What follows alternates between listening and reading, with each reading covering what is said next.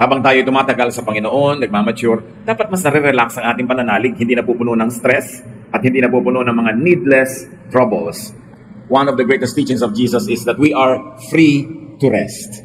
Malaya tayo para magpahinga, para mapahinga. Salamat Panginoon sa kalayaan na binibigyan niyo sa inyong mga anak. Turuan niyo kaming maunawa ang kalayaan na ito. Salamat Ama, aming Diyos, dahil sa pamamagitan niyo anak na si Jesus, maaari kaming maging malaya at makahanap ng kapahingahan. Isang bagay na kailangan ng maraming tao. Kailangan naming lahat. Papagliwanagin niyo po ang aming isip, turuan niyo kami, kayo ang mangusap, dalangin namin, katotohanan niyo ang aming marinig, at gamitin niyo ang inyong lingkod upang instrumento lamang. Kayo ang nais naming mangaral at ang inyong kadakilaan sumagana sa buhay namin. Be our speaker, bless your people, O God, lift up your name. And in the name of Jesus, your Son, our Lord and Savior, we pray with thanksgiving. Marami mga tao, pag sila ay naging relihiyoso, lalong humihigpit ang mga tali sa buhay nila, dumadami ang mga sakal, dumadami ang kulungan, samantalang ang gusto ng Panginoon sa atin, tayo ay mapahinga. Sabi niya, come to me and I'll give you rest. Yan ang napakahalagang turo ng Panginoong Jesus. Sa akin kayo pumunta at kayo ay mapapahinga. Matthew 11:28-30, I'll be reading from the Contemporary English Version.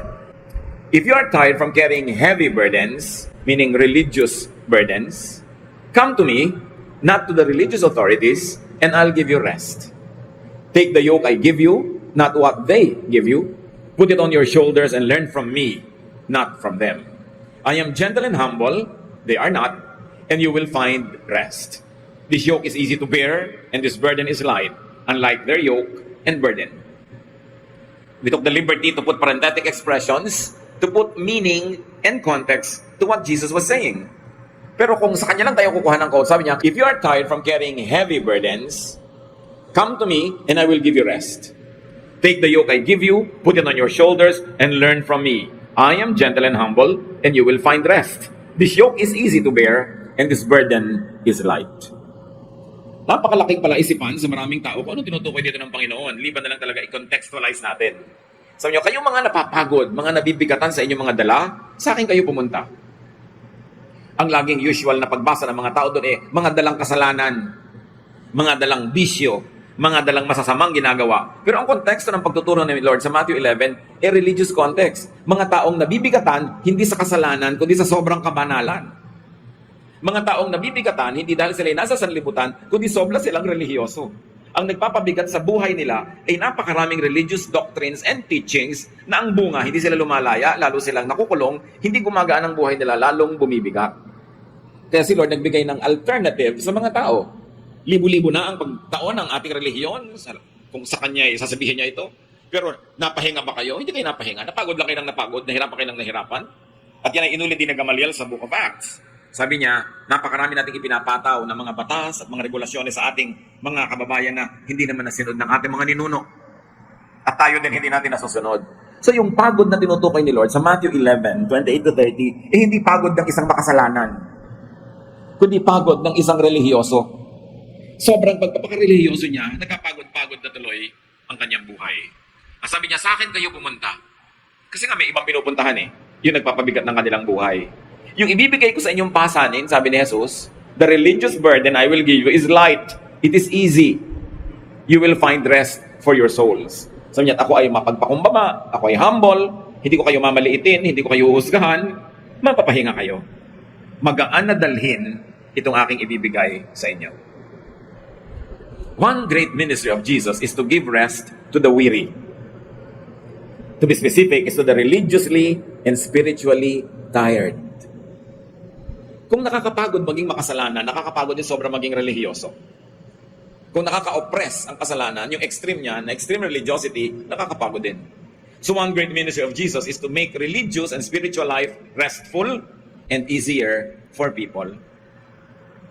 Sabi niya, hali kayo sa akin kayo sumunod. Yung kailangan yung kapahingahan, yung kailangan nyo na ma-relax kayo, kailangan nyo na walang patakarang pagtanggap, pagmamahal, ibibigay ko sa inyo. Kasi naaawa ako sa inyong pagod na kayo, hindi pa rin kayo enough, kulang at kulang pa rin. Misguided and misguiding religion makes life more difficult, more tiring. Puro bawal o puro sa bawal ang emphasis ng mga turo, nakakasakal. Maraming nagkukulang tuloy dahil sa dami ng regulasyon na hindi makayang sundin, kaya maraming kinakapos. At dahil kinakapos, napipilitang magkunwari at nakakapagod magkunwari. Kung atin talaga itong maobserbahan mga kapatid, misguided religion oppresses. Kasi kung meron kang kasalanan, hindi mo maipakita sa mga kapatiran, hindi mo masabi, kasi huhusgahan ka. Liliit ang pagtingin sa'yo. Baka tanggalan ka ng ministry kung may kulang. Kaya ang mga pamilya, lalo buong family, umaten ng church. Pag mayroong anak na naging addict, pag may anak na naging unwed mother, pag may anak na nagkaroon ng maraming problema, hindi nila masabi sa church, nahihiya sila. Sasabihin, ano na lang sasabihin sa atin sa church? Dikon pa naman ang tatay mo, ako pa naman, nasa kuwari. In other words, naging burden na lagi kang may patunayan, naging burden na lagi ka dapat na perfect, at pag less than perfect ka, napipilitan ka magkunwari. Nakakapagod. Hindi yon ang espiritualidad na gusto ni Jesus. Sabi niya, you relax lang kayo. Paano mga kapatid makaka-relax? Makaka-relax ka lang kung perfect ka kasi wala kang itatago. O kaya makaka-relax ka lang kung kayo mismo ay nagpapatawaran, kayo mismo ay tumatanggap sa isa't isa, hindi naghuhusgahan, hindi nagsusumbatan, hindi nagsusumbungan, doon ka lang marerelax. E kaya ba natin maging perfect? Hindi. Alam yun ni Jesus. Kaya ang ginawa niya, niluwagan niya. Dahil ganoon naman talaga ang original intention ng Diyos para sa mga tao. Kaya noong ang mga religious leaders ay pinagsasabihin ni Jesus, sabi niya sa Luke 11:46, "You experts in the law, woe to you, because you load people down with burdens they can hardly carry, and you yourselves will not lift one finger to help them." Sabi niya, may kakahinatan kayo, may pupuntahan kayo, lagot kayo, mga experts of the law. Ang ginagawa niyo, pinapahirapan niyo mga tao, ang dami niyo ipinapataw na utos, ang daming requirement, ang daming regulasyones, na hindi nila makaya. Tapos di nyo naman tinutulungan kayanin yon. In fact, kayo nga, hindi nyo kinakaya yun sabi ni Jesus. Kaya kung bibilangin ninyo ang lahat ng comment ni Lord na nangre-rebuke, napakarami na ni-rebuke niya mga religious leaders na nagpapahirap sa tao. Yun ang woman caught in adultery was not even rebuked as sharply as the religious leaders were rebuked. Kasi ang ayaw na ayaw ni Jesus ay yung relihiyon na pabigat sa buhay. Na siyang nagiging puntahan ng maraming tao, nagiging relihiyoso noon, maski ngayon. Nakakatanggap nga ako ng mga tanong sa Facebook. Sabi, Pastor, yung buong pamilya po namin nagsaserve sa church. Minsan po, umabsent kami kasi anniversary ng mga lola namin sa probinsya. Di buong pamilya kami umuwi. Napagalitan kami. Pagkatapos, minsan naman, may namatay na kamag-anak namin. Di sabay-sabay din kaming absent. Napagalitan kami. Nung nakakatatlo na po kami, gusto na kaming itiwalag. Anong gagawin mo kung may kailangan na family event?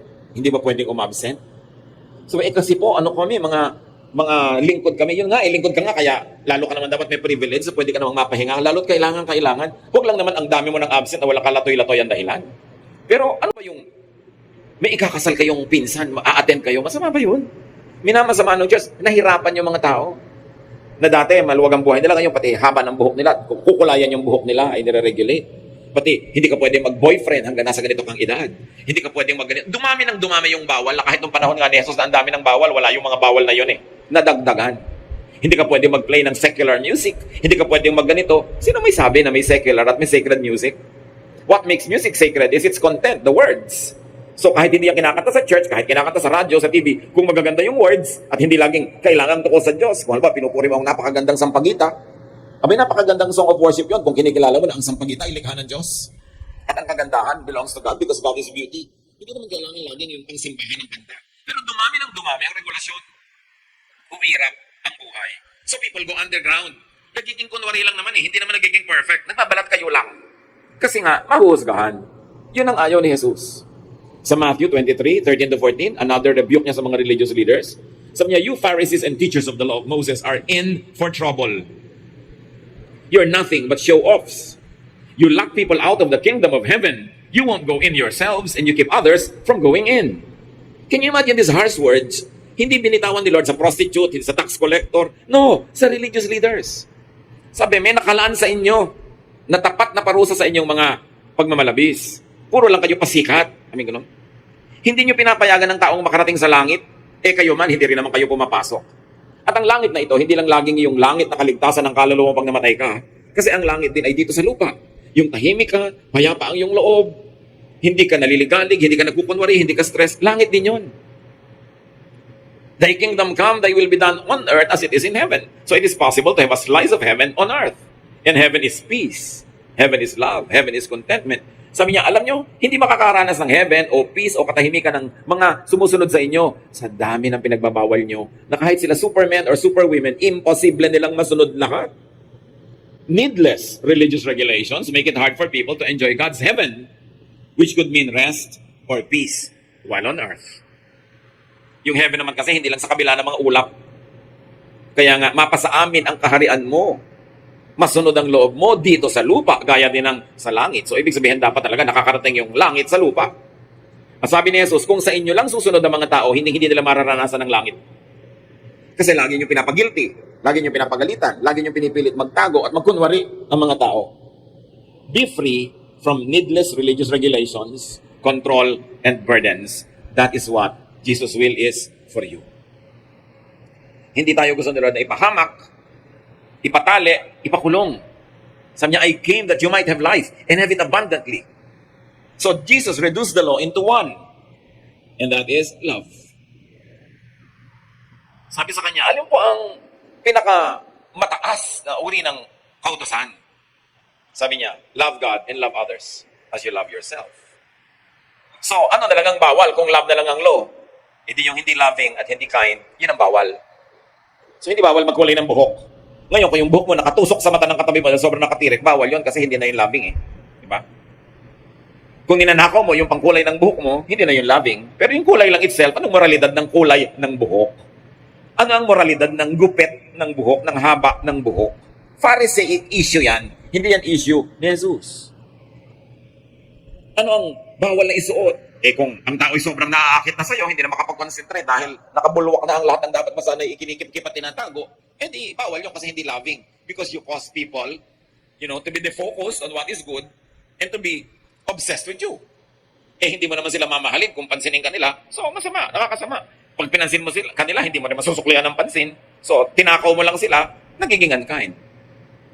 So, yun ang mga bawal. Yung hindi loving. Kasi isa na lang natin ang law, sabi ni Lord, love. Sabi niya, by this, people will know that you are my disciples. Hindi by your hairstyle. Hindi by the length of your hemline. Hindi by the version of Bible you read. Sabi niya, if you love one another, people will know that you believe in me. That you are my disciples. And because you are loving, you'll be ethical. Your ways will be considerate. You will be very, very accommodating to people. Yun ang kaisa-isang iniwan ni Jesus na command. Bakit pinaparami ng mga Kristiyano? Bakit pinapadami pa ang pagpapahirap? At sinasabi ni Paul, love is patient and kind. Eh kung impatient ka dahil sa ang dami mong pinapagawa, pinagbabawal, hindi ka na kind nun, hindi ka na loving. Lalo mo na be-break yung law ni Jesus. Now, freedom from the law means freedom from sin. Bakit ba dumating si Jesus? At bakit siya sinundan ni Pablo? Ang mga tao, sobra ng taling-tali sa mga religious laws ng mga religious systems. And Jesus came to set them free because that's the will of the Father for people. That's why the religious system was the one that killed Jesus. Kasi nawalan sila ng halaga, nababawasan ng importansya nila, at nababawasan ng kontrol nila sa mga tao, they had Jesus killed. Hindi naman yung mga makasalanan nang humingi na si Jesus ay patayin eh. Yung mga relihiyoso ang humingi nun. Kasi ayaw nila ng pagpapalaya ni Jesus dahil gusto nila, hawak nila sa leeg ang mga tao. So, bakit free from sin ang mga tao na nanalig kay Jesus? Sabi ni Paul, Romans 2:12, all who sin under the law will be judged by the law. Suriin niyo to, ha? Who are the people who are under the law? The Jewish people were under the law. The Gentiles were not. Never in the history of the Jews did they convert Gentiles. Hindi sila mahilig mag-convert. Sa kanila, yung pananalig nila, kanila lang. Sa tingin nila, sila lang ang kausap ng Diyos tungkol sa law. Therefore, ang usapan tungkol sa law, ang covenant tungkol sa law, was about the Israelites. It concerned them. Ang tanong, hindi ka Israelite, hindi ka Jew, Gentile ka, you are not under the law. Bakit ka magpipilit sumali sa usapan na yun mismo mga kausap na Jew, hindi makatupad? Hindi nga nila magawa lahat. Ikaw na hindi kasali, sasali. Kaya kinlarify yun ni Paul. Sabi niya, you are not under the law. First of all, you are not Jews. Kausap ba kayo sa Mount Sinai? Kausap ba mga ninuno nyo? Hindi kayo kasali sa usapan na yan. Sila ang nung araw ay pinagbawalan, huwag kakain ito, huwag kakain ito. Ba't naman ikaw na hindi kasali? Sasali ka pa ngayon, ayaw mo na rin kainin yon. Hindi ka naman nga kasali sa usapan na yan. Ang point is, the law was given as a covenant with the Jewish people who were freed from slavery in Egypt. Ang tanong, kasali ka ba o ang mga ninuno mo sa nag-Exodus? Bakit ka sasali sa contract na yun? Ang hirap-hirap sundin. Kaya si Jesus mismo, pinalaya na niya yung mga Jews, yung mga Hudyo, sa mga usapan na yon, sa mga regulasyones na yun, ng pagkain, ng Sabat at kung ano-ano. Kaya, binrate na nga ni Jesus kung tutuusin yung law of the Sabbath, yung mga law ng cleansing law, yung mga purification law, para ipakita niya na tapos na ang usapan na yan. Meron ng bagong usapan, meron ng New Covenant, meron ng New Testament. Gusto na ng Ama sa langit ay lumuwag ang inyong mga buhay, makalaya kayo sa effect ng law. Ngayon, yung mga Gentiles, na kahit kailan hindi naging under the law, lalo namang hindi nakasali sa usapan na yon. Pero, yung mga Jewish Christians, akala nila, pag naging Christian sila, Jew pa rin sila. So may mga conservative Jews who maintained that Christians or Jews who had become Christians must still be under the law. Kaya nung may mabalitaan nila na may mga Gentiles na naging Christian, in-insist nila, o kayo mga Gentile, hindi kayo under the law, hindi kayo mga circumcised. Ngayong nagiging Christian kayo, dapat maging Jew muna kayo, kailangan pa circumcised kayo. Kaya nagalit si Paul. Sabi niya, the Gentiles will have a circumcision of the heart. It's a spiritual circumcision, not a physical one. Kayo nga, hirap na sa mga inuto sa mga ninuno natin. Pati ba sila na iba ang ninuno, idadamay nyo pa sa usapan na yan? Kaya nagkaroon ng maraming issue noon. Kasi ayaw ng mga Jewish Christians na yung mga Gentile ay kumain ng mga bawal sa mga Jew. Kaya nga, si Paul, sabi niya sa Romans 6:14, for sin shall no longer be your master because you are not under the law, but under grace. Sabi niya, hindi na kayo alipin ng kasalanan. Not because you are sinless. Not because you are perfect. But because the law has no power on you. Hindi kayo Jew. At number 2, kahit Jew kayo, nanali kayo kay Jesus, napalaya na kayo sa hold ng law, sabi niya, you are not under the law. Therefore, you are not guilty. No longer under the law. Therefore, not in sin. Remember, the believer in Jesus is sinless, not because the believer is holy, but because the law that makes you sinful when you break it does not have a hold on you. At yung talagang nilinaw na masyado ni Pablo, you are not under the law but under grace. Kaya ang mga evangelical Christians, we say, we are saved through faith in Christ by grace of the Father. Bigay lang, regalo lang. Itinuturing akong walang kasalanan, hindi dahil wala akong kasalanan, kasi hindi naman ipinapatupad at pinapairal sa buhay ko yung law that was in effect in the lives of the Jews. Kaya nga, buti ka hindi ka Jew, hindi ka kasali sa usapan. Ba't ka ngayon kusang sasali pa doon? Dahil yung mga Jew mismo, pinalaya na ng Panginoong Jesus. So, believers are free not because of 100% submission to religious law, but because of the punishing effect of the law has been voided by grace. Parang ganito, no parking, nakalagay, nagpark ka, may huhuli ngayon sa'yo, uy, bawal niya mag-park, huliin kita. Pero sabi mo, exempted ako sa law na yan. Yun, voided. Because the law was voided for you. Kaya ngayon naman mga Christian, not knowing that and not knowing the history of the Jewish people and that the history of the covenant was with the Jewish people, not with the Gentiles, Gentiles na nga sila, pinapagod pa nila ang sarili nila na maging Jewish. Kaya ngayon may mga uso-uso pa na kinukopya nila yung mga patilya ng mga Jew, yung mga suot, yung mga tradisyon sa mga Jews, yung mga piyesta nila, and even Jewish terms. Ayaw na nilang gamitin yung Greek, even English terms of names in the Bible, kailangan Jewish pa. Well, there's nothing wrong with using the names. Kaya lang, something becomes wrong when you say it's the only name that works and they should be called only by that name. Dahil nagkakaroon ka ng bagong amo. Una, kailangan ka maging Jewish. Second, nagiging second class tao ka kasi magiging first class yung mga Jew eh. Kaya nagkakaroon ng political dimension yon pagka sumali ka sa ganung mga usapin. Many churches emphasize freedom from the law, yes, but only in matter of salvation. Sasabihin lang, salvation is free. You are free from the law. Pero oras na na-save ka na, sinabi mong believer ka na, tatampakan ka na naman nila ng mga bagong laws. So yung pala, sandali ka lang free from the law. But the moment that you accept Jesus and you have become a member of the church, ang dami na namang laws. E di parang deceptive yun. Nasaan yung freedom in the Lord? Nasaan yung gaan? Remember, freedom is not license to do anything you like. Because merong law na love. So ang standard mo na lang, is this loving? Will what I do be loving? Pag pagbabawalan ko ba ang pamilya na ito na umabsent, na may event sila sa probinsya, loving ba yun? O gusto ko lang silang laging gamitin sa church, kaya mamatay ang lola nila, ikasal ang pinsan nila, o may event. Basta, nandito sila dapat naglilingkod, edi ginawa mo lang silang instruments. Hindi mo sila minamahal. Chinichimay mo lang yung mga tao. Which is really happening in many churches. Ang tingin lang sa'yo, alila. Pag hindi ka na pinakinabangan, pag absent ka na, masama ka na. Wala kang kaluwag-luwag. Natali ka. Galatians 5:1, kaya nang gabalain si Paul, sabi niya, It is for freedom that Christ has set us free. Stand firm then, and do not let yourselves be burdened again by a yoke of slavery. Sabi, dati tayo mga slaves ng law, pinalaya na tayo ni Jesus, panindigan nyo yan. Huwag kayong pumayag na may bumawi, magnakaw sa inyo ng kalayaan kay Jesus. Kalayaang magmahal. Kasi hindi nga sila malayang magmahal eh. Utos, pag meron dyan makasalanan, itiwalag nyo, batuhin nyo hanggang mamatay. Hindi ka malayang magmahal. Pag sabi mong kawawa naman siya, anong kawawa? Utos, batuhin yan. So, ayaw mo matindi, babato ka. Hindi ka malayang magmahal. Pinalaya ni Jesus sa mga tao para maging mapagmahal, maibigin, matulungin. Believers are free in Jesus from needless religious regulation and control. Dapat kayo ngayon sa'yo, self-control, which is one of the gifts of the Holy Spirit. Self-control, hindi control of others. Control by others. Ang tunay na nasa Panginoon, pinamumugaran siya, tinatahanan siya ng Espiritu ng Diyos, siya ang kumokontrol sa sarili niya. Hindi kailangang bantayan, usisain, husgahan. Dahil nananagot ka sa Diyos diretso. Hindi ka naman nananagot sa mga tao sa iyong kabanalan o kasalanan. Bakit sila ba ang namatay para sa iyo sa krus? Kaya mahalagang maunawa yun ng mga tao dahil nandito na nga at namatay ang Panginoon para tayo palayain, pero maraming pumapayag pa rin hindi sila maging malaya dahil akala nila yun ang tama.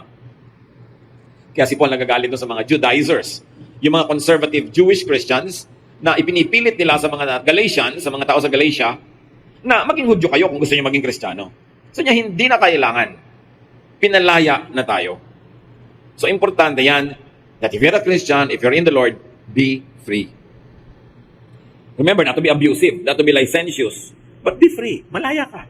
Lagi ang mga tao itatanong, pwede ko po bang isuot ang ganitong kulay sa church? You're free.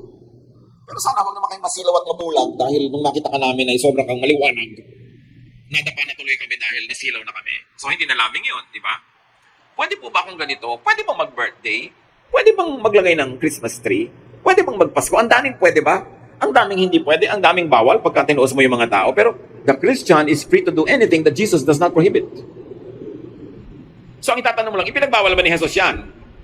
Hindi, pero pinagbawal ng mga Pharisees, hindi nga ba kaya nga sila napagalitan? Hindi nga ba kaya sila laging itinutuwid? Kasi ang dami nila binabawal na hindi naman yun ang gusto ng Diyos. Sinasakal yung mga tao. Kaya mga kapatid, if you're in the Lord, act free. Huwag tanong ng tanong, pwede po bang mag-birthday party? Pwede po bang magpatugtog? Magpatugtog ka. Kaya lang, pag-aralan mo dahil responsible ka sa sarili mo. Loving ka ba kung ang pangit-pangit, ang mali-mali ng mga words ng kantang pinapatugtog mo, tapos may kumanta, may naniwala doon, sinunod yun. Loving ba yun? Kaya actually, napakaganda nung law na love. Kasi mag-iisip ka. Hindi lamang letter of the law na nasunod mo, hindi ka nagpatugtog, so akala mo loving ka na. Pero iba pag sinabing love eh. Mas magiging maganda yung effect. And you don't only act free, set other people free. And let other people be free. Merong isang conservative na taga-church. Sabi niya doon sa isang babaeng nakasalubong niya, ganyan ba? Ganyan ba damit ng Kristiyano? Sabi niya talaga, kinokontrol niya yung isusuot ng kapwa. Alam niyo, sabi ni babaeng kinokontrol. Sabi niya, ate, buong buhay, pobreng-pobre ako. Kamakailan lang ko nagkapera-pera na nabili ko yung gusto ko, tapos gusto mo, hubarin ko pa. E dito mahimik ngayon si bully ate. Ano nga bang pakialam mo sa suot ng kapwa mo? Dahil mas malaki ang Bible mo, dahil mas matagal ka na sa church, marami kang verses, papakialan mo isusuot niya? Hayaan mo siya managot sa Diyos. Kung mali yun, o tama yun. Marami kasi Kristiyano, parang pulis. Sin yung ginagawa mo.